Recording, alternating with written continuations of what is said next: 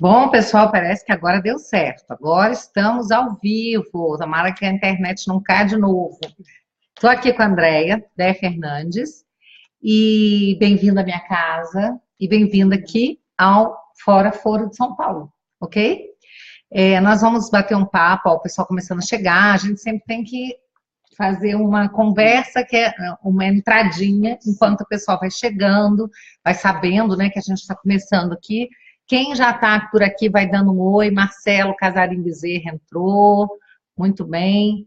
É, vamos, pessoal, vamos chamando as pessoas, vamos compartilhando o vídeo. Muito bem-vinda, Andréia, muito bem-vinda. Ontem nós já tivemos uma conversa na página Bia Kisses e teve uma aceitação muito boa, o pessoal gostou demais. E eu aproveitei a presença da Andréia aqui em Brasília, que ela não mora aqui. Você mora no Rio, né, Andréia? Por enquanto. Por enquanto, tem planos de mudar para Brasília? Tem uma possibilidade. Tá certo. E a Andréia, então, que é uma grande... Eu falo que ela é uma especialista, mas ontem ela disse que ela não é. Ela disse que ela é uma estudiosa. Então, em respeito, né, ao que você mesma disse ontem, em respeito a você, a Andréia é uma grande estudiosa do tema do islamismo. E ela vai falar, eu pedi para vocês já irem preparando as perguntas de vocês, né, para ela poder responder. Então, Andréia, vamos começar aqui o papo, né? Vamos falar um pouquinho. Eu vou perguntar para você, primeira pergunta, Andréia. O islamismo é uma religião? Primeiro, vamos ao conceito. O islamismo é o islã político. O islã seria a religião. Só que não dá para separar islã de política. Então, peraí, porque ó, eu mesma não sabia dessa diferença. Islamismo é o islã político, tá, né? E o Islã é a chamada religião, que okay, alguns acreditam que é uma religião. Eu não acredito que seja uma religião. Sabe que eu achava que era exatamente o contrário? Eu achava que o Islã seria como que, digamos, mesmo a conceituação do povo, da região, do Islã, e o islamismo fosse a religião deles. Quer dizer, eu já reprovada, na primeira questão, se fosse uma prova, já estava reprovada na primeira. Não, mas isso é comum a gente ver em livros, nos jornais, ver especialistas chamando o islamismo como religião. Não é. É o islã político. É como a gente vê os governos muçulmanos, mas o Islã, o nome da religião é Islã.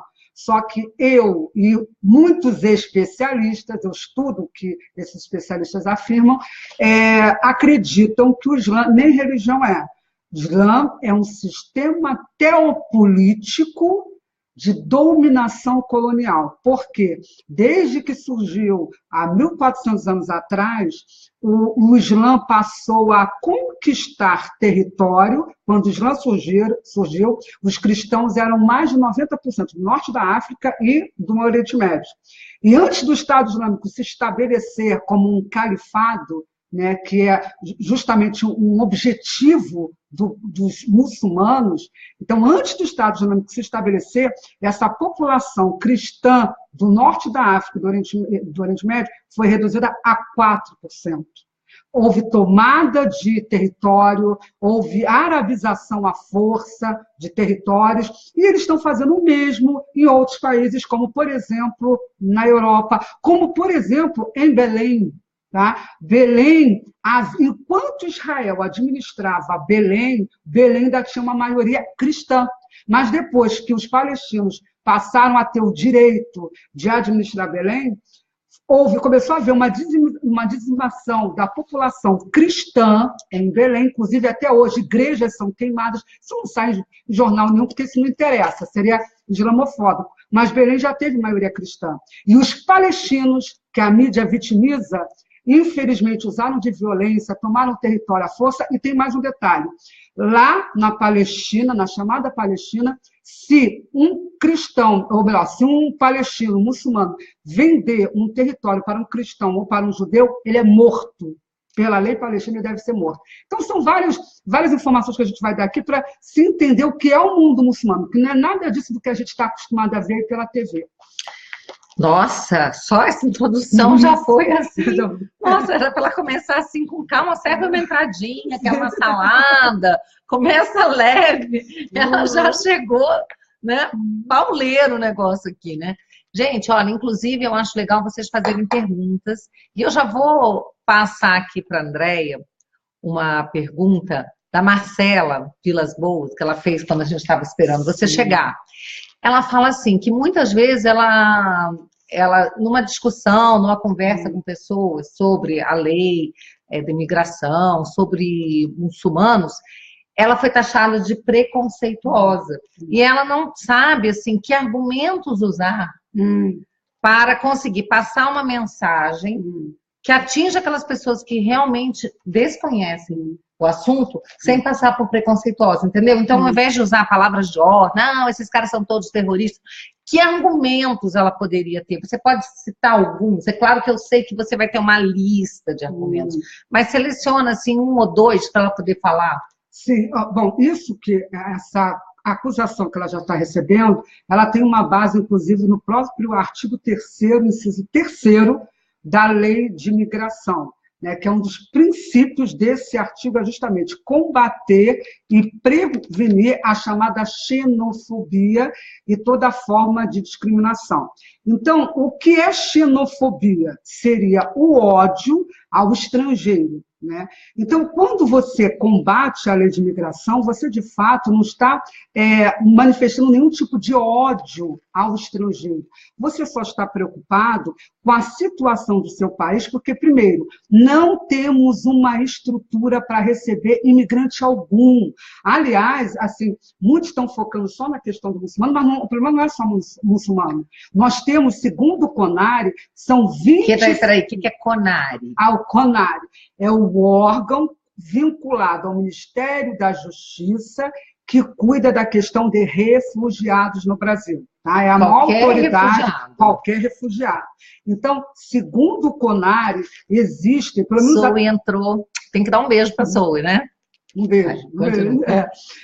Segundo o CONARE, são 26 mil refugiados que estão registrados, aguardando o processo ser definido em relação à residência aqui no país e a ter os seus direitos aqui consagrados no país. São 26 mil, e tem senegalês, tem venezuelano, né? Estão aguardando. Então, já tem 26 mil e prestem atenção, porque isso serve para todo mundo. Eu ouvi do CONARE, eu estive em dezembro, numa reunião com o pessoal do CONARE, do Ministério da Justiça e da Acnur. A Acnur é a agência da ONU que trabalha com refugiados.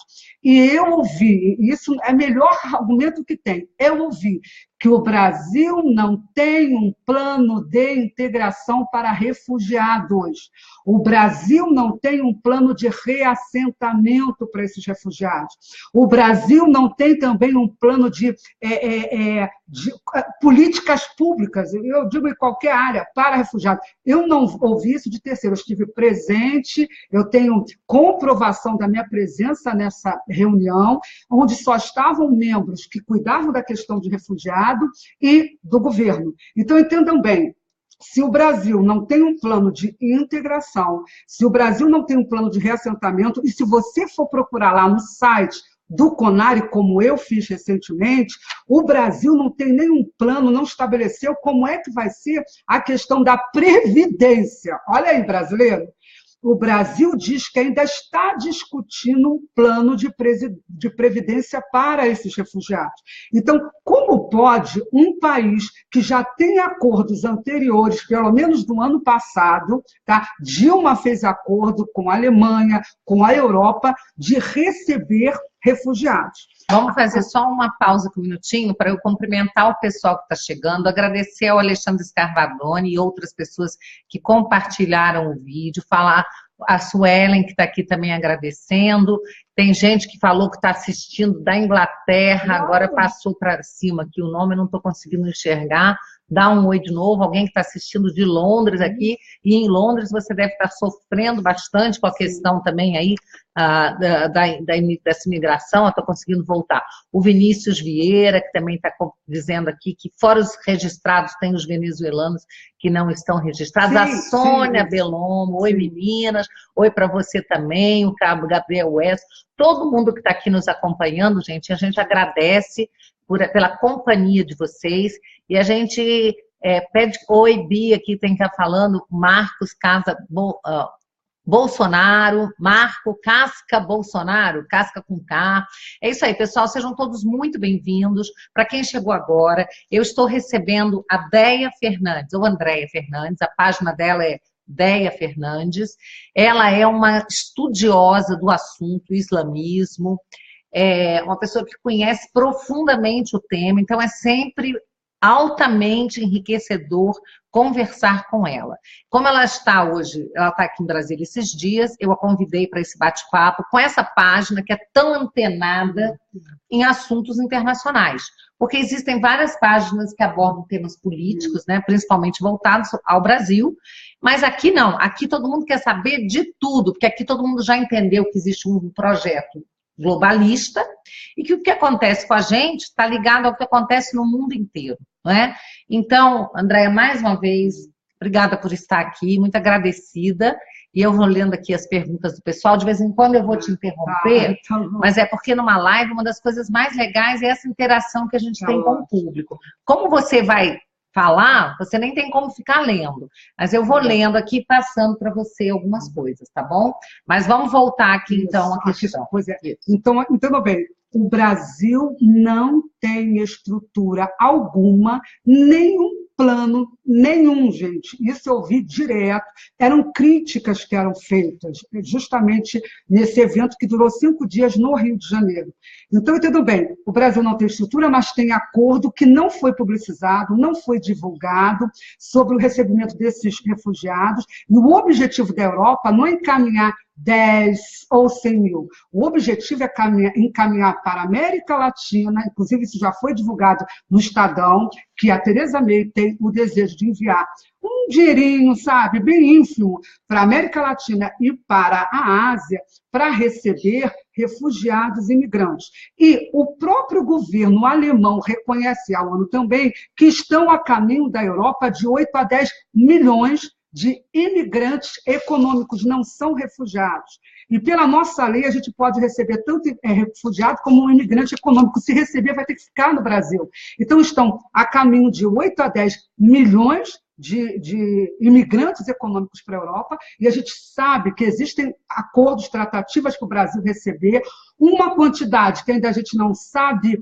pelo menos de forma oficial, o número. A gente tem outros tipos de informações, que eu não vou entrar em detalhes aqui, porque envolve questão de inteligência e tudo mais, e daqui a pouco um monte de gente vem com crítica, então tem que tomar cuidado. Mas não é pouca gente que está vindo para o Brasil. Mas eu acho importante, isso que a Déia acabou de falar, e responde muito a pergunta da Marcela Vilas Boas, porque você não vai falar, não há preconceito religioso, se principalmente você passa para a questão da estrutura. Sim. Não importa se é muçulmano, se não é muçulmano. E tem aqui o José Adenilson falando que o Brasil não tem problema com imigrante, tem problema com imigrantes que não respeitam as leis. É a verdade. Então, se a gente pensa que o Brasil é um país que sempre foi um país que recebeu imigrantes de braços abertos, sempre foi, mas eles vinham para cá para se integrar à nossa cultura, para participar do país, não é? Então, a gente teve japoneses, italianos, alemães, árabes, todos portugueses, óbvio, que foram os que nos, inclusive, que vieram para cá, né, para começar esse país. E quando é que a gente teve problema, gente? Com imigrantes, nunca, a gente sempre recebeu de braços abertos. O problema, essas pessoas não se adaptam. Elas querem vir para cá para destruir a nossa civilização e a nossa cultura, que já está péssima, a cultura do Brasil já é a pior possível, e ainda assim eles querem acabar com a nossa cultura e impor a deles, que é pior do que a nossa. Porque na cultura deles, a gente nem poderia estar aqui, né, falando sobre essas coisas, ainda mais nós sendo mulheres, nós íamos estar o quê? De burca, né? Servindo cafezinho para o nosso Senhor, né? Então, fala um pouquinho sobre essa questão, Andréia, da falta de integração. O que você conhece disso? Sim, pois é, porque olha só, você quer conhecer o Islã, você não pode conhecer pelos discursos que qualquer sheikh no Ocidente faz.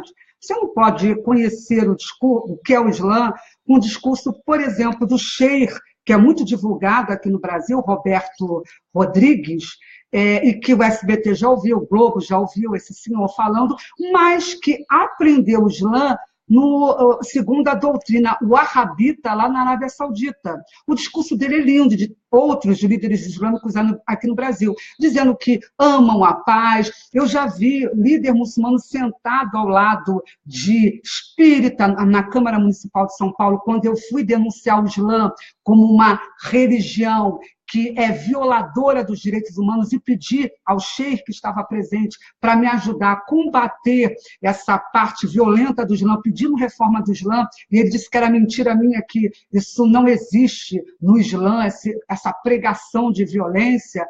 Pois bem, então não é por esses discursos que você vai conhecer o Islã, porque são várias estratégias que eles usam para nos enganar.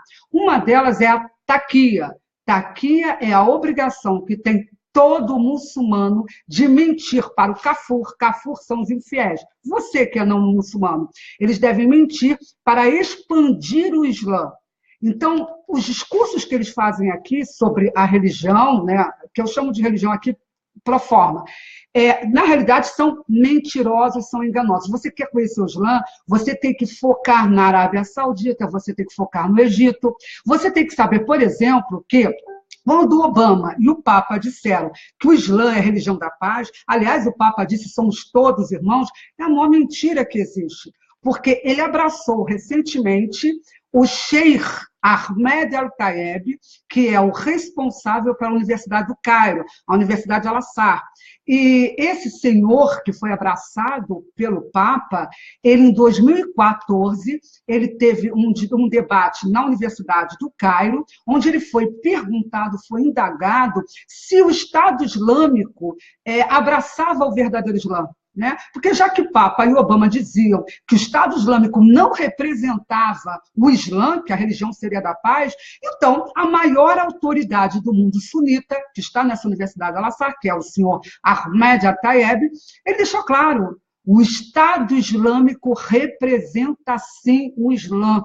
E tanto representa que a Arábia Saudita, onde está Meca e Medina, os centros principais de fé para os muçulmanos, lá em 2014, foi feita uma pesquisa e 90% dos sauditas, olha, é o nascedouro do Islã, é a terra-mãe do Islã, disseram que o Estado Islâmico estava vivendo o verdadeiro Islã, que era a Sharia, no caso, a lei islâmica, que é fundamentada no Alcorão e na Sunna, que é a tradição islâmica, essa Sharia estava sendo obedecida de forma correta pelo Estado Islâmico.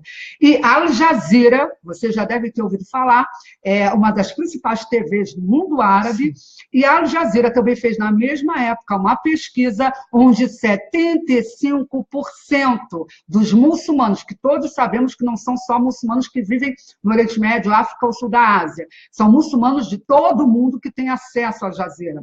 Fez uma pesquisa de opinião procurando saber, o Estado Islâmico cumpre a Sharia como deveria ser? E foram 75% desses muçulmanos que disseram que cumpriam.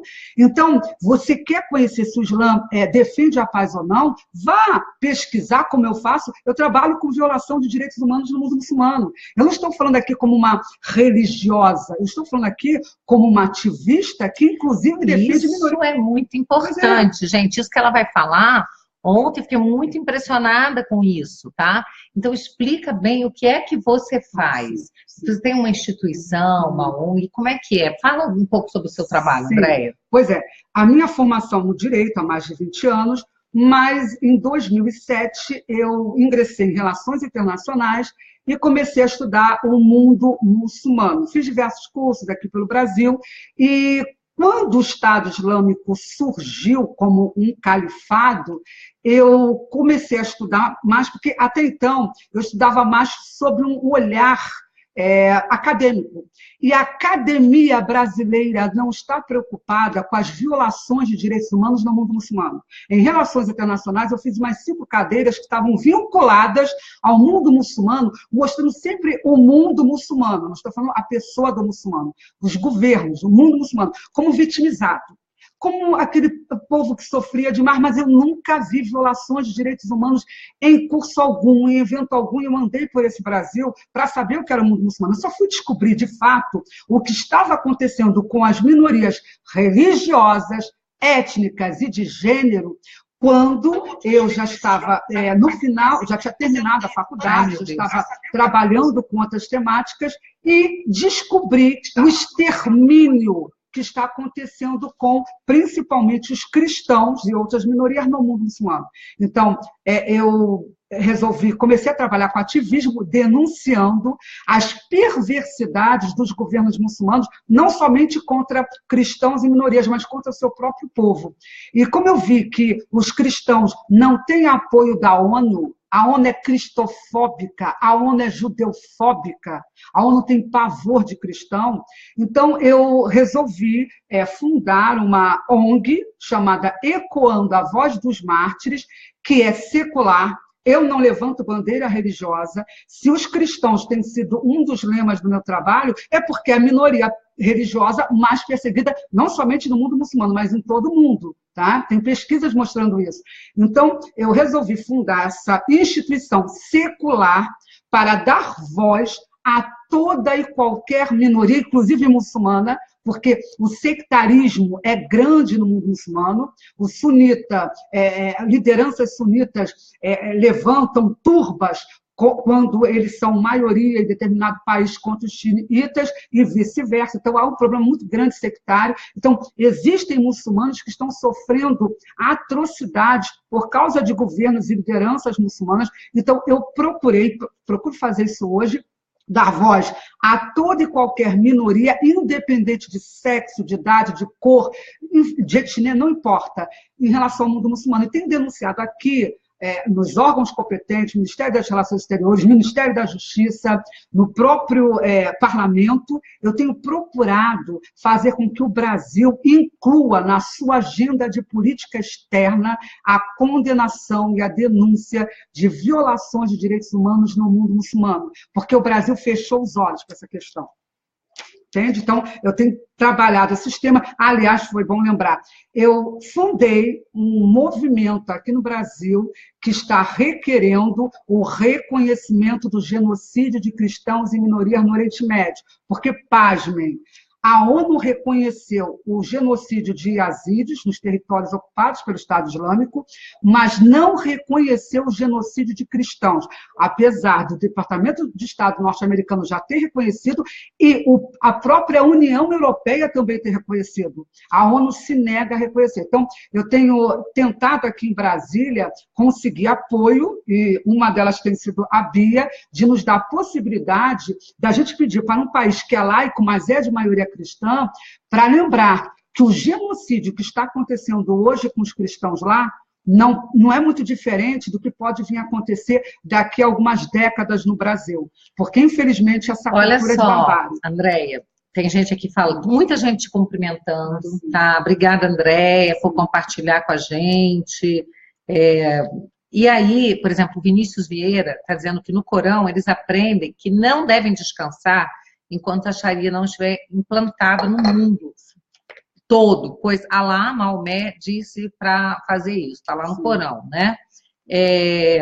Outra coisa, tem gente falando, o islamismo é a barbárie, coisas desse tipo, né? A ONU é globalista, não está nem aí para as nações democráticas, é isso mesmo. Então, gente, a Sônia lá da Inglaterra falando a ONU nunca vai nos apoiar. Então, e a Paula Luiz Dias denunciando que jovens estão sendo aliciados pelos muçulmanos com panfletos na Avenida Paulista. Bom, Andréia, você já falou isso várias vezes, né? Existe mesmo essa determinação, você já disse que Islã significa submissão, não é isso? Submissão. E fala um pouquinho sobre isso. Então, quer dizer, o perigo deles virem para cá e quererem, não só quererem, né? É a missão deles. Não depende da vontade, é a missão deles destruir a nossa civilização. E daí eu vou falar uma coisa com você. Tem um deputado com quem eu conversei, eu sei que é uma pessoa do bem, mas é porque as pessoas ignoram essa questão. Ele é evangélico. E ele me disse que ele não está preocupado com essa lei, ouçam isso, pessoal, porque ele tem a convicção de que os evangélicos irão evangelizar os muçulmanos. Isso significa, então, que eles deixarão de ser muçulmanos e abraçarão a doutrina cristã, a fé cristã. E eu perguntei para ele, com base em que ele acreditava nisso, e ele disse que ele tinha dados de que milhões de muçulmanos já tinham se convertido ao cristianismo na África, em vários locais, tá? E ele tem contato com missionários que falam isso para ele. E eu gostaria que você comentasse um pouco sobre isso. Bom, primeiro lugar... Quer tomar uma água? É bom, porque agora o negócio vai ser... O bicho vai pegar, vou tomar uma aguinha aqui também. Ela gosta de me cutucar, tá vendo isso eu aí? Mas, ó, o pessoal aqui, ó, eu tô acompanhando aqui pelo meu celular, tá? Com vocês. Então, perguntem, mandem as perguntas, os comentários que eu passo para ela. E vocês são bons provocadores, é assim que eu gosto. Pois é, eu também gosto. Bom, então, em primeiro lugar, a primeira coisa que eu tenho que falar é o seguinte: a igreja brasileira, a igreja evangélica, de uma forma geral, não está preparada para evangelizar muçulmano. Então, se esse deputado diz que ele tem formação de missionário e tudo mais, eu afirmo uma coisa: eu já fui convidada por uma missionária. Eu vou mostrar para vocês primeiro a qualidade dos missionários que estão lá fora, ok? Porque eu falo como uma estudiosa, e eu não fico me fundamentando naquilo que eu falo em coisa que eu não posso provar, né? E o que eu vejo hoje é que no meio evangélico há muito triunfalismo em relação a missões, né? Não se fala a verdade do que está acontecendo lá. O que seria esse triunfalismo? Triunfalismo é achar que está acima de tudo e que o evangelho vai vencer no mundo muçulmano, porque as portas do inferno não prevalecerão contra a igreja. Eles usam isso para achar que isso vai dar base a eles, para mostrar que eles estão vencendo a guerra. Aí a gente não pode misturar, gente, a religião com a política. Pois é, não, mas tudo bem, mas no conceito... Não, eu digo, essas pessoas estão misturando, elas estão achando que porque pela fé delas, né, Deus é maior, isso e aquilo, mas tem uma coisa, não se esqueçam também, dai a César o que é de César, não pode esquecer, política, não vamos misturar com religião. Não há base bíblica para isso, porque eu conheço de cristianismo, conheço de Bíblia também. Eu não estou aqui como uma cristã, uma religiosa, mas eu conheço. E não adianta você usar essa passagem bíblica e esquecer que também na Bíblia está escrito que a porta é estreita e que muitos não vão chegar à chamada salvação, como os evangélicos acreditam. São poucos que chegaram lá. Então, dizer que estão milhões convertendo, primeiro, isso é falácia. Tá? É falácia, porque é uma das pessoas que eu sigo, que é um especialista, porque missionário eu não conheço um que seja especialista no mundo muçulmano, a maioria não tem nem formação para estar lá, mínima, cultural, ou mesmo histórica, não tem. Então, está lá no coração, vai para fazer uma missão, mas não está nem preparado. Eu aconselho esse senhor, esse deputado, e a quem advoga essa ideia, que leia o livro Crucificando Jesus Novamente. Tá? Pena que só está em inglês, de Raymond Ibrahim. É um cristão copta que é especialista no assunto perseguição e tem divulgado a perseguição de cristãos. Então, ele dizer dessas conversões que estão abalando o mundo muçulmano e ninguém vê, de fato, ninguém vê, quando nós temos estatísticas que mostram, de estudiosos, não são de missionários triunfalistas, que mostram que hoje são só 4% de uma população cristã que era de mais de 90%, por favor, triunfalismo não vai vencer essa guerra.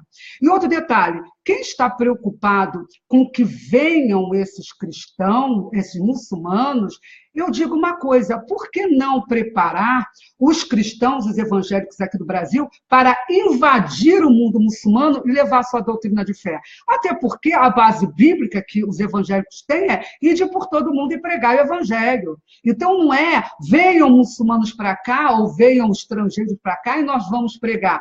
Então ele está indo até contra a própria base de fé deles. E outro detalhe, eu quero ver, entenda bem, se fala muito que milhões estão se convertendo. Mas, olha a incoerência, eu já mostrei que pelos números, o número de cristãos lá é muito inferior, muito inferior. E eu gostaria que alguém apresentasse prova contrária do que eu estou falando. E outro detalhe, por que os muçulmanos que estão chegando na Europa, que deu toda essa base para hoje esses pastores e parlamentares evangélicos estarem falando isso, por que a Europa secular está cada dia mais abandonando o cristianismo e abraçando o Islã?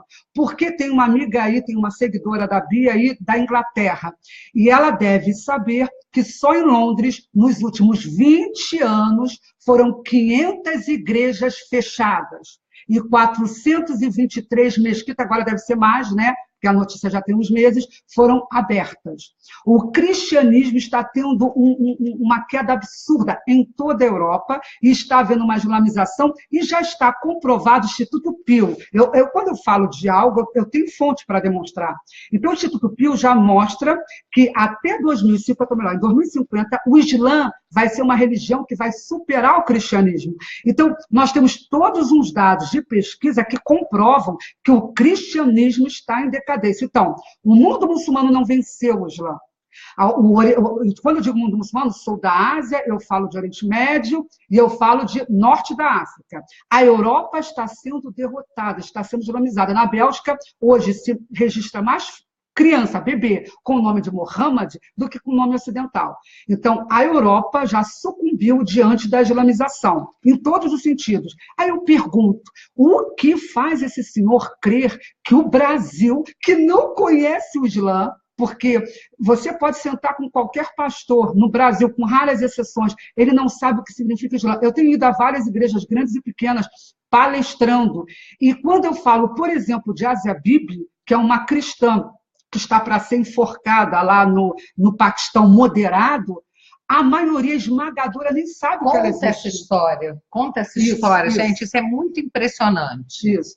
Em 2009, uma cristã católica chamada Asia Bibi estava numa aldeia de um país que o Ocidente chama de moderado, trabalhando, quando de repente teve sede, pegou a sua caneca e foi tirar do mesmo poço que as muçulmanas bebem, sua água.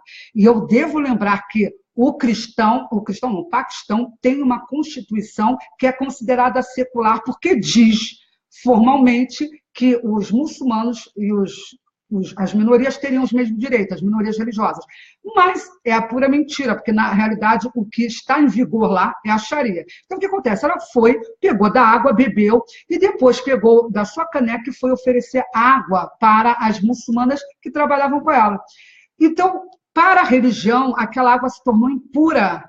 Enquanto o muçulmano aqui, onde ele é minoria inexpressiva ainda em tese, né, pelo menos aqui no Brasil, ele senta do lado do infiel cristão e diz que é amigo, quando o próprio Alcorão proíbe ele de ser amigo, lá não é assim, porque lá se vive o verdadeiro Islã, que a imprensa não divulga. E é esse Islã que está sendo exportado aqui para o Brasil. Então, ela foi e ofereceu água. Era impura, as muçulmanas disseram, olha, condena, nega o teu Deus, que é Jesus. As próprias pessoas que ela foi ajudar. Ela foi servir água e as próprias pessoas se voltaram contra ela. E isso é que é a religião do amor. Pois é, porque é impura. Você, infiel, que toca e bebe uma água que o muçulmano bebe, você é um infiel, você tornou aquela água impura. Então, quiseram que ela renunciasse o Cristo, né, da religião dela, e declarasse a charrada, que eu tenho certeza que a maioria dos pastores evangélicos no Brasil desconhece, e é bom começar a conhecer esses conceitos. Então, ela não quis declarar a charrada, que é o testemunho de fé muçulmano. É um dos pilares, inclusive, do Islã, né? Um dos 5 pilares. Então, ela não quis pronunciar, porque ela falou que continua crendo em Jesus, que ela não vê Maomé como profeta. Isso foi suficiente para, segundo a lei paquistanesa, ela ser condenada ao enforcamento. E deu sorte, porque um casal de paquistaneses, a moça grávida, inventaram uma acusação de blasfêmia, que é você falar mal ou de Maomé, ou do Alcorão, ou de Alá. Então, inventaram uma blasfêmia com raiva dela, falaram no meio da aldeia, e essa moça grávida, jovem, foi lançada, primeiro quebraram os braços e pernas dela e do marido, jogaram dentro de uma fogueira.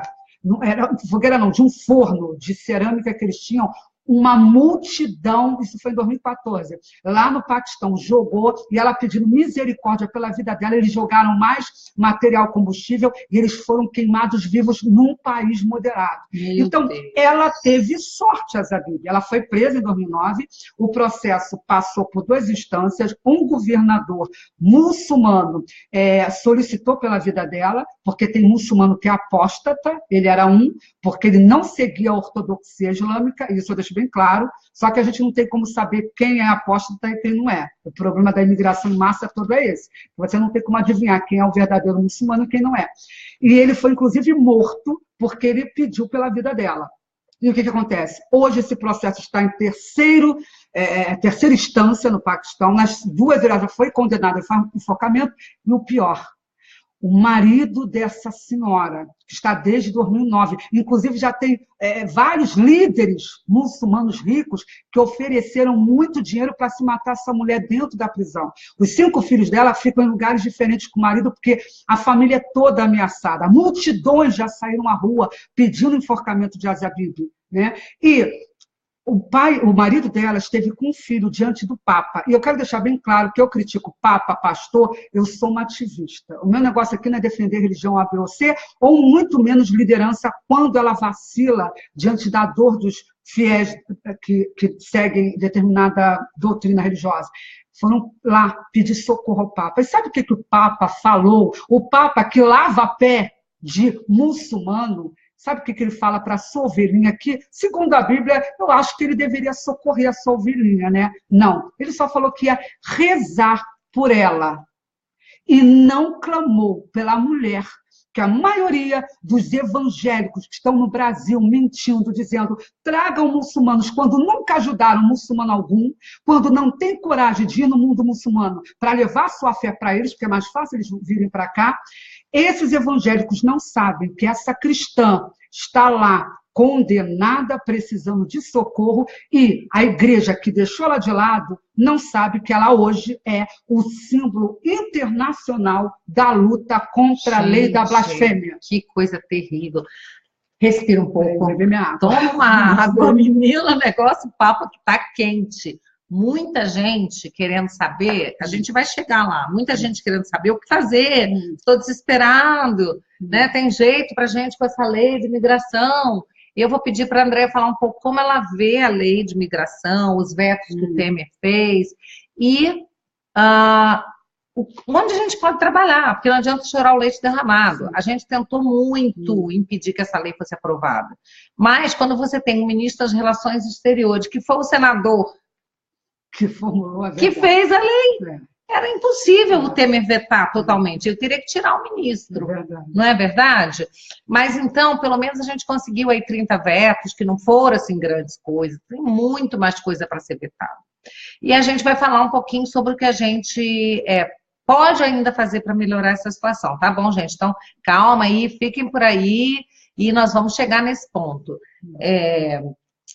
Andréia, fala um pouquinho em termos gerais sobre a lei de imigração. Sim, na realidade, eu sou bem, entre aspas, radical em relação à lei. Para mim, ela não deveria nem existir e deveria ser apresentado um novo projeto de lei, tá? Essa lei deveria ser completamente revogada, porque no meu entendimento, o Estatuto do Estrangeiro já era suficiente para cuidar da atual situação do Brasil. Por quê? Entendam bem, o Estatuto do Estrangeiro estava centrado nos conceitos que hoje, no mundo inteiro, são fundamentais. A questão da soberania e a questão também da segurança nacional. E o Estatuto do Estrangeiro não impedia e não impede a formulação de outras legislações complementares. Tanto é que, entendam bem, o refugiado hoje no Brasil tem direitos sem nenhuma lei de imigração, tá? Que em outros países nenhum refugiado tem.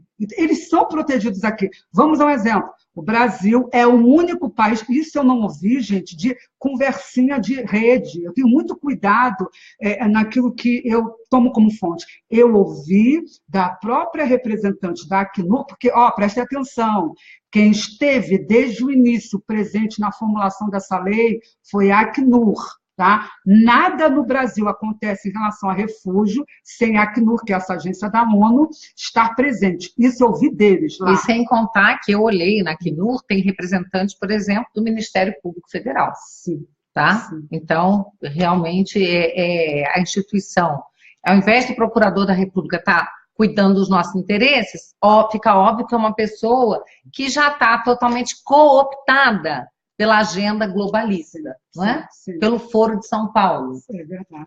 Então, e tudo bem, o Brasil, do Estatuto do Estrangeiro ainda em vigor, é o único país do mundo onde um refugiado tem direito a... Deixa eu fazer uma coisa, tem gente falando aqui, ó, ela foi muito infeliz falando de generalizando os evangélicos. Deixa eu explicar aqui. Ela explicou que ela não está falando aqui de religião, ela está falando de política. Então, eu comentei, porque tem um deputado que é evangélico, que tem essa crença de que, trazendo os imigrantes entrando aqui, o Brasil, os evangélicos vão conseguir evangelizar, ou seja, fazer com que eles se transformem em cristãos. A Andréia é uma ativista, ela não está aqui preocupada com questões religiosas, mas ela defende sempre, né, o cristianismo no mundo inteiro, seja católico, seja evangélico. Ela é uma defensora disso, porque essa é a base, é a sustentação da nossa sociedade, e as pessoas estão vindo aqui para destruir isso. Então, ela não está atacando os evangélicos. Aliás, agora eu preciso ou melhor, da oportunidade até de me defender. Eu não costumo dizer minha religião, mas eu sou evangélica. Tá? Então, eu conheço bem do povo que eu estou falando, já começa daqui. Outro detalhe importante, eu vou dar algumas informações, porque eu estou trazendo a realidade de missões no Brasil. Missões no Brasil, pelo que eu tenho conhecido, na maioria, eu não estou falando em todos os casos, mas nos principais casos que eu conheci, são falaciosas. Eu estou falando, gente, eu sentei com lideranças importantes de missões aqui no Brasil. E vou dar exemplo que eu posso comprovar. Missão Portas Abertas é considerada a maior entidade, a mais importante entidade religiosa evangélica do mundo. A maioria dos brasileiros deve conhecer. Quer dizer, maioria não, mas pelo menos quem está preocupado com missões conhece. Pois bem, Portas Abertas, eu convidei o secretário-geral de Portas Abertas, pastor Marco, para estar presente numa sessão solene em reconhecimento do genocídio de cristãos e minorias no Oriente Médio. Eu sou líder desse movimento aqui no Brasil. Eu convidei o principal líder de Portas Abertas, que é conhecida no mundo inteiro, para estar numa sessão solene, para dar voz, para dar visibilidade ao genocídio, à perseguição que acontece com esses cristãos lá no Oriente Médio. Sabe o que ele me respondeu? E eu tenho e-mail, quem quiser eu posso encaminhar a resposta do senhor. Muito bonito o seu trabalho, mas eu sou uma pessoa ocupada. E eu pedi para esse senhor enviar um representante, caso ele não pudesse ir. Ele não enviou. Eu sentei com um dos responsáveis pela JMM, a Junta de Missões Mundiais, lá no Rio de Janeiro, o pastor Tiago. Eu sentei com ele, sabe o que eu disse? Antes de ter uma ONG, eu falei, eu quero ir pela JMM às igrejas para mostrar a dor e o desprezo que estão sofrendo os cristãos perseguidos no mundo muçulmano. E eu falei, vamos para um cartório que eu vou fazer um documento com fé pública, onde eu vou renunciar a qualquer tipo de remuneração. Eu quero apenas mostrar a dor, porque a ONU não se importa e o mundo não se importa com isso. E sabe o que aconteceu? Não tive apoio da JMM. Eu já conversei com várias lideranças missionárias e missão no Brasil. Eu deixo bem claro, a minha bandeira não é defender religião, ou evangélico, ou católico, ou seja lá quem for, é defender vida. Então, o evangélico brasileiro tem que, primeiro, deixar de ser, não todos, mas alguns deles, não muitos, deixar de ser hipócrita e reconhecer que evangelho é viver o que prega.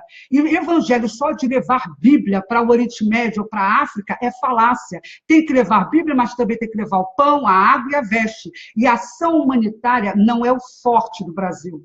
Não é o forte. Muitos cristãos de todas as vertentes estão sofrendo no mundo muçulmano porque está faltando serviço humanitário. Quer se levar a Bíblia, quer se levar o nome de Jesus, mas não há uma preocupação. Claro que existem ministérios que estão voltados a isso, eu sei de trabalhos, até da igreja do pastor Malafaia, que faz trabalho humanitário, que leva escola, a Igreja Universal já fez trabalho de levar água à África. Sim, existe. mas, de uma forma geral, são poucos que estão preocupados com questão de ação humanitária. Gente, olha só, tem gente perguntando, a gente dando os parabéns por explicar tudo isso, acho que vocês entenderam agora a questão. Espero. E tem gente falando assim, mas como? Não consigo entender por que os cristãos ocidentais não conseguem enxergar isso. Aí Dilma Cartacho está falando. Eu quero dizer para vocês o seguinte, gente, existe um projeto, né, mundial, da esquerda mundial, que doutrina a gente, os povos, desde crianças. Daí porque a gente luta tanto, eu luto tanto pela escola sem partido. E a nossa mídia totalmente corrompida, gente. Então você pega... eu não assisto a Globo há uns 6 anos, mas eu assisto de vez em quando a Globo News, porque a gente tem um dilema, sabe, Deia? Se a gente não lê a mídia, a gente fica desinformado. Se a gente lê, a gente fica mal informado. Eles explicam, falam tudo errado pra gente. Mas, de vez em quando eu vejo o Globo News, até para eu poder pegar o que eles estão falando, rebater, faço um videozinho, faço um desmentido, dou um troféu Petralha para algum jornalista. Então, de vez em quando eu faço isso, né? E aí o que acontece é que eles enganam o povo, gente. Você ligar a televisão, na Globo News, outro dia eles estavam falando, e eu dei um troféu para essa Petralha para essa pessoa, que a solução para o Brasil, a solução econômica para a crise do Brasil é trazer os imigrantes, os muçulmanos, os imigrantes, porque eles irão contribuir para a economia do Brasil. E aí eu vou voltar a falar que a gente não está falando só da imigração de muçulmano, não. Essa é a que mais preocupa, porque no meio desses muçulmanos virão terroristas, entendeu? Mas não é só isso. Virão pessoas que não sejam muçulmanas, que não têm preparo para contribuir para o Brasil. Então, pessoas que virão depender da ajuda do nosso Estado, que já não tem como ajudar os brasileiros. Então, assim, o brasileiro não conta com saúde, os hospitais são um lixo, postos de saúde uma porcaria, as escolas não tem para todo mundo. Lá em Roraima, teve gente que citou aqui os venezuelanos, um amigo meu que é de lá, ele vai até se candidatar a vereador agora, que ele quer ajudar a lutar contra isso. Ele diz que Roraima está tomado pelos venezuelanos e que as crianças de lá, de Roraima, já não tem mais vaga na escola, porque os estrangeiros estão tomando as vagas. E acaba que o nosso país, com essa história do politicamente correto, acaba dando preferência para o estrangeiro, entenderam? E agora tem um projeto de lei, né, que está tramitando no Congresso, que permite aos imigrantes votarem e serem candidatos no nível municipal. Então, eles vão poder ser vereador, não só eleger, como eles vão poder se candidatar e serem vereadores e até prefeitos. Então, gente, brincadeira um negócio desse, o cara já chega aqui com todos os direitos. Mas vou deixar a Deia falar mais um pouquinho, era bom esclarecer isso daqui, tá? E vou deixar a Deia falar um pouquinho mais sobre essa questão da lei de imigração. Sim. Então, entendido já a minha militância, tá? Que é direitos humanos, então eu critico o evangélico, católico, espírita, seja lá quem for. Eu acho que o Brasil deve se unir para uma ação em loco, eles precisam de socorro lá. É lá, no mundo muçulmano, porque o cristão está muito preocupado com o muçulmano que veio para o Brasil e está abandonando, não todos, tá, gente? Mas está abandonando seus irmãos que estão sendo perseguidos e estão passando fome. Porque eu já falei em algumas lives, a ONU coloca no mesmo campo de refugiado, isso na Nigéria, em qualquer país, muçulmano junto com cristão. Então, o que acontece? O cristão é estuprado, é sequestrado, o cristão é ameaçado, sofre violência física. Então, muitos têm que fugir desses campos de refugiado, porque senão vão ser mortos, porque muçulmano é bom só na televisão. Vai viver no campo de refugiado com eles. Então, o cristão sai do campo de refugiado. Quando ele sai, a ONU não vai até ele. A ONU não dá nenhum amparo a ele. Então, muitos estão em igrejas, em outros locais, e não têm o amparo que deveriam ter. Então, é muito incoerente se pensar em muçulmano e se abandonar a sua própria fé. Quanto ao que a Bia estava falando sobre a lei de imigração e a preocupação que não deve ser só em relação ao muçulmano, eu quero deixar claro a vocês que todas as entrelinhas dessa lei estão sendo bem articuladas de forma oculta para você não entender o risco que o teu país já está passando, tá? Antes mesmo da lei entrar em vigor. Então, eu vou dar uma informação que nenhum jornal divulgou, e eu ouvi da representante da Acnur nesse evento de 5 dias que eu participei no Rio de Janeiro, antes da lei entrar em vigor. É sobre o Triângulo Norte da Guatemala. O Brasil fechou o acordo com a Acnur, essa agência da ONU que cuida de refugiados, para receber refugiados desse projeto chamado Triângulo Norte da Guatemala, onde vai trazer... nós já temos senegaleses, nós já temos venezuelanos, nós já temos sírios no Brasil, e há uma preocupação muito grande de trazer uma leva bem vultosa de sírios e de outros refugiados da Europa. Preste atenção. Eu ouvi, ninguém me contou, e aliás tenho até testemunha, o que eu ouvi é que o Brasil, o governo federal vai financiar, vai entrar junto com a ONU, com recurso público para financiar esse projeto de receber da Guatemala famílias de refugiados. E lá o problema é em relação à violência, por causa de droga e tudo mais. Como se aqui no Brasil não tivesse, Bia? Não, não tem. São 60 mil mortos por ano por causa da questão da violência, de várias formas, mas a questão do tráfico também aqui é muito séria. Então, é incoerência abissal. Um país com 14 milhões de desempregados já fechou acordo com a Europa para trazer diversos imigrantes econômicos, porque o que vai vir para o Brasil são imigrantes econômicos da Europa, que a Europa está fechando as portas porque lá é criminalizado. A nossa lei não criminaliza imigrante, refugiado, ninguém. Até porque refugiado não pode, nem deve, lógico, ser criminalizado. Mas vão trazer, você sabia, você que está me assistindo, que já está fechado esse acordo, e você, no meio de uma crise terrível, gigantesca, vai ter que pagar isso? Então, há outro detalhe importante. O Brasil, no Brasil, sem lei de imigração, tá? Sem lei de imigração, com o Estatuto do Estrangeiro, que todo mundo denuncia que é pernóstico porque veio do período militar, aí se tornou mal, perverso. Então, tudo bem, mesmo com o Estatuto do Estrangeiro em vigor, o Brasil não somente permite a circulação desses refugiados pelo território nacional, como permite que eles ingressem e viajem, façam viagens internacionais de forma livre. E eu ouvi, nesse evento que eu participei, que existe caso da pessoa viajar e o Brasil nem saber se retornou ou não ao território, porque a gente não tem nenhuma forma de controle. Então, percebam bem, num período em que Estado Islâmico e outras organizações terroristas aliciam jovens, e homens e mulheres para o terror, como pode um país não ter nenhum registro e permitir que refugiado venha e volte sem ninguém tomar conhecimento? A gente não tem nenhum tipo de controle. E mais um detalhe, ouvi também, ninguém me contou, ouvi. O objetivo, e é bom que isso está gravado, amanhã ninguém vai poder dizer que não ouviu. O objetivo deles, tá? Quando eu digo deles, é governo, é Acnur, é retirar a Polícia Federal na questão do controle, na questão do recebimento dos refugiados. Eles querem até colocar ONGs responsáveis terceirizar. Por isso. Está lá na lei, gente. Pois é. Coisa mais absurda. Isso já foi tratado. Primeiro eles querem colocar, passar para o Ministério das Relações Exteriores, para o Itamaraty, né? E querem tirar da polícia. A lei prevê. Mas sabe qual é a base? Mas sabe qual é a base? Está aqui, artigo 3º.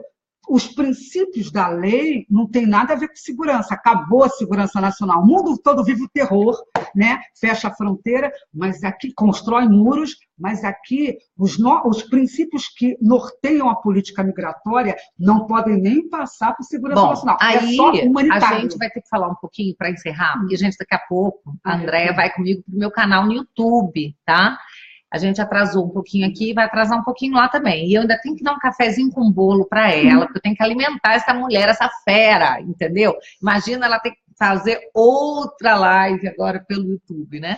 Olha só, gente, a gente tem que pensar o que a gente pode fazer, né? Muita gente desesperada. Vão compartilhando, eu acabei de compartilhar aqui, compartilhem mais, porque o papo tá muito bom.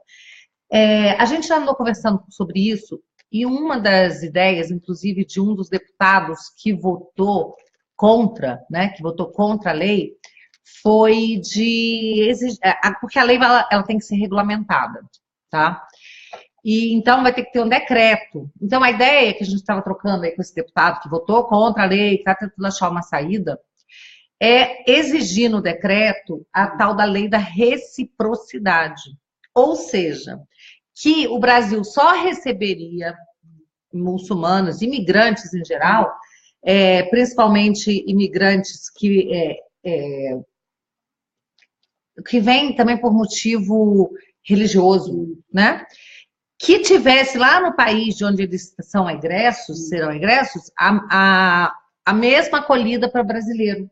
Que brasileiro que vai também por motivo de fé, alguma coisa possa ser recepcionado. Aí eu conversei com a Andréia para saber se existe país muçulmano que tem essa lei. Ela disse que nenhum. Então isso já é bom para a gente. Se tiver isso, é uma forma de barrar, né, Andréia? Agora, o problema é o seguinte, pode barrar a questão do refúgio, isso tem que se pensar, é um caso que não dá para a gente entrar em muitos detalhes aqui, porque tem que conversar com juristas e tal. Mas o que eu penso é o seguinte, existe a segunda e a terceira geração de imigrantes europeus que são muçulmanos e já são europeus, como a gente vê casos de terrorismo, que praticaram ações terroristas. E eles não têm o menor amor pelo país, porque eles estão lá recebendo a educação, a cultura do Islã, que diz que eles têm que... Então, eles não se adaptam, eles não se apegam, eles não criam empatia, esse é o grande problema. Aí você vê, quer dizer, então, você pode fechar a brecha por um lado, quer dizer, dos países muçulmanos que não têm acordo nesse sentido. Mas e a imigração? E os muçulmanos que vivem na Europa e vêm para o Brasil, aí virão debaixo de uma lei de imigração, e esses países têm acordos com o Brasil e tudo mais, e porventura esse pessoal se estabelece aqui. Porque, percebam bem, pode parecer uma loucura se falar muito em questão de segurança nacional, mas percebam bem, o mundo todo vive a questão do terrorismo islâmico. E eles estão começando, por exemplo, tirando aquela Angela Merkel maluca, tirando... a Hillary Clinton e o Obama, que a política deles era realmente de abrir as fronteiras para os muçulmanos, tem país, por exemplo, a Suécia está destruída. Agora eles estão querendo usar o exército, a polícia deles para barrar.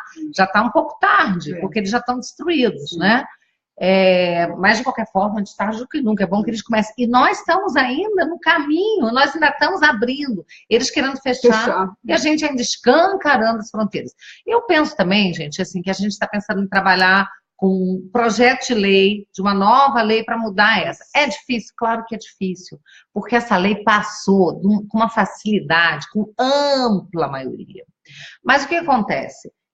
É porque as pessoas com que a gente conversa, tirando aqui, né, a gente que está aqui falando sobre isso, muito preocupado, fala com a Marcela Vilas Boas, que vai conversar com os amigos, com as pessoas, todo não. As pessoas falam para mim, Bia, você é radical, hein, Bia? Nossa, você está parecendo o Trump e o Bolsonaro, já me falaram isso. Né? Radical, extrema direita, o que tem? Tem que trazer os pobres coitados. Então, a verdade é que as pessoas estão doutrinadas, de cabeça feita, e não enxergam o perigo.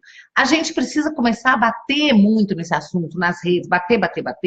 Para quê? E falar com os nossos deputados, para que eles entendam que quando chegar um projeto de lei para revogar essa lei, eles têm interesse. Porque político quer saber de voto. Né? Então, se cada um que está aqui falar com o seu deputado, olha, eu sou contra essa lei de imigração, e fizer ajudar a acordar, a despertar as outras pessoas, para que também façam pressão, a gente pode conseguir revogar essa lei. Ou, como disse alguém aqui, deixa o Bolsonaro chegar na presidência, que ele revoga tudo isso e pronto. Né? Mas, enquanto isso não acontece, né, a gente tem que trabalhar, tá, gente? A gente tem que continuar trabalhando. Eu vou pedir para a Andréia fazer aí as considerações finais dela. E eu agradeço muito a vocês que ficaram aqui, trouxeram perguntas, compartilharam. Teve uma pessoa que perguntou se você conhece um livro. Eu vou perguntar depois para você e respondo, porque a gente precisa realmente passar lá para o YouTube daqui a pouco, né? É um livro sobre o Islã. Eu não sei onde está essa pergunta agora, já tem 400 e tantos comentários. Vai ser difícil de eu achar. Eu passei, alguém ontem na live perguntou sugestões de livro, e eu cheguei a postar um link de um blog maravilhoso que eu sigo. Ele é um dos pioneiros aqui no Brasil no ativismo contra a ameaça islâmica, do meu amigo que tem o nome de José Atento, é o Lei Islâmica em Ação, é um blog maravilhoso, além do meu Ecoando a Voz dos Mártires, né? Eu tenho um blog, tenho também a fanpage, que eu peço a você que curta, que me apoie, mas ele trouxe uma relação de livros muito interessantes, e-books, muito interessante, sabe? Então, quem quiser, eu sugiro, eu posso depois lançar, eu vou lançar aí depois o link aí nos comentários, e um livro que, assim, se eu tiver que falar de um livro, que eu acho que a leitura tem que ser urgente, é de uma das maiores ativistas do verdadeiro feminismo ocidental, ou que deveria ser, falando em feminismo, sim, é Ayaan Hirsi Ali. É uma africana que sofreu mutilação genital feminina com tenridade, se eu não me engano, ela tinha 5 anos, e hoje ela é uma das maiores vozes nos Estados Unidos e no mundo contra o Islã e que pede uma reforma na religião para abandonar o aspecto violento. Esse livro chamado Herege tem na língua portuguesa, porque é muito difícil achar livros que falam da ameaça islâmica no Brasil, porque a Arábia Saudita controla tudo, né? Então é muito difícil a gente ter acesso a esses livros, são mais em língua estrangeira. Então, comprem. Ayaan Hirsi Ali, eu vou colocar também o link, livro Herege, Companhia das Letras. Por quê? Ela fala da base da religião, mostra a hipocrisia do Ocidente e demonstra por que o Islã é violento e ainda traz mais. Lideranças muçulmanas que são apóstatas, não seguem o verdadeiro Islã e que apoiam tudo que ela fala. Então é muito interessante, quem puder comprar o livro, compre. Eu agradeço a Bia por essa oportunidade maravilhosa de poder trazer essas informações, deixando claro que eu respeito o muçulmano que não segue o Islã nos seus aspectos violentos, tá? Mas eu abomino o Islã porque eu vejo como um sistema teopolítico, eu estou num país com liberdade de expressão, posso criticar o Islã, como critiquei aqui vertentes do cristianismo que também não agem corretamente, na minha visão, que é um direito meu, e eu espero que vocês nos ajudem reverberando todo esse sofrimento que minorias estão sofrendo no mundo muçulmano e que a gente pode sofrer aqui se não se unir. Abram a boca, vão lá nas redes sociais, reclamem, falem com deputados, senadores, mostrem indignação na rede para que a gente aqui em Brasília, porque são grupos, né, a Bia, tem outras pessoas que também estão nessa luta para a gente... Pessoal da Direita São Paulo, direito, um monte de gente que está Direita luta. Fortaleza, são muitos grupos. Muitos. Bom, gente, eu quero agradecer a vocês mais uma vez pela companhia, vocês que ficaram, compartilharam, né? E dizer também, não posso deixar de fazer uma homenagem aos petralhas que estão aqui, falando um monte de bobagem, e a minha homenagem a vocês, petralhas, é dizer que eu estou muito feliz com a sentença do Lula, que daqui a um tempo ele estará na cadeia, e lembrar que a melhor frase que foi escrita sobre petista, não se escreve corrupção sem PT. E ontem, pensando sobre isso, eu descobri também, falando alguma coisa sobre um vídeo do Lula, eu pensei assim também, nossa, psicopata também não se escreve sem PT. Então, não se escreve nem corrupção, nem psicopata sem PT. Gente, um beijo, adorei a companhia de vocês. Quem puder, vai lá. Eu vou dar um cafezinho com bolo para ela e daqui a pouquinho a gente está no YouTube. Beijo, pessoal. Ah, uma informação importantíssima. Domingo tem dose dupla no canal meuzinho, da Beatriz Kisses, no YouTube, viu, André? A gente vai ter, às 20 horas, eu vou ter uma conversa com 2 deputados que foram responsáveis diretamente pelo fim do imposto sindical. Aí, petezada, fim do imposto sindical, vocês devem estar se mordendo, né? Acabou a boquinha. Olha só, vou receber Rogério Marinho, que foi o relator da reforma trabalhista, e Paulo Eduardo Martins, o autor do projeto do fim do imposto sindical. E eles vão contar tudo, os bastidores, tudo. E no mesmo domingo, às 22 horas, eu e a Zoe Martínez, no nosso 100 Papas na Língua, vamos receber o professor Olavo de Carvalho. Então, já vai preparando a pipoca, save the date, senta na poltrona que você não vai querer levantar. 20 horas, Paulo Eduardo Martins e Rogério Marinho, falando sobre o fim do imposto sindical. E às 22 horas, eu e Zoe Martínez, esperamos vocês com o professor Olavo falando sobre globalismo, nova ordem mundial. Você é louco de perder? Compartilha, gente. Beijo, hein?